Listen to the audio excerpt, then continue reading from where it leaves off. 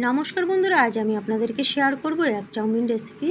এক chowmein recipe করার জন্য এখানে নিয়ে নিয়েছি এক প্যাকেটে চাউমিন আর 3টা এগ, 2টো পেঁয়াজ, একটা টমেটো আর নিলাম এক প্যাকেট ম্যাগি মশলা। এটাতে সবজি দেব না। সবজি অনেক সময় অনেকে দিয়ে থাকেন, আমিও দেই, কিন্তু আজকে সবজি দেব না, সেজন্য আমি এক প্যাকেট ম্যাগি মশলা নিয়ে নিলাম। এখানে চাউমিনগুলো বয়েল করে জল জড়িয়ে নামিয়ে নুন, হলুদ, সামান্য লঙ্কার গুঁড়ো দিয়ে আর ম্যাগি মশলাটা পুরাটা দিয়ে রেডি করে নিলাম। তারপর এখানে গরম তেলের মধ্যে পেঁয়াজ ভেজে নিলাম, পেঁয়াজ টমেটো একসাথে ভেজে তারপর এখন দিয়ে দেব চাউমিনগুলো, দিয়ে ভালো করে নাড়াচাড়া করে বানিয়ে নিলাম।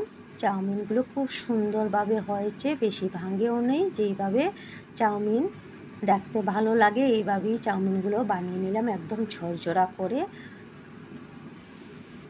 তারপর চাউমিনগুলো নামিয়ে ডিমগুলো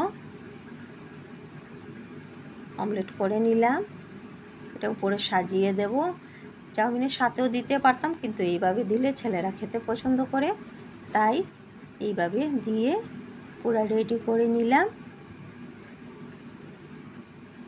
খুব সুন্দর লাগছে দেখতে আর খেতেও সুন্দর হয়েছে। কেমন হলো বলবেন বন্ধুরা।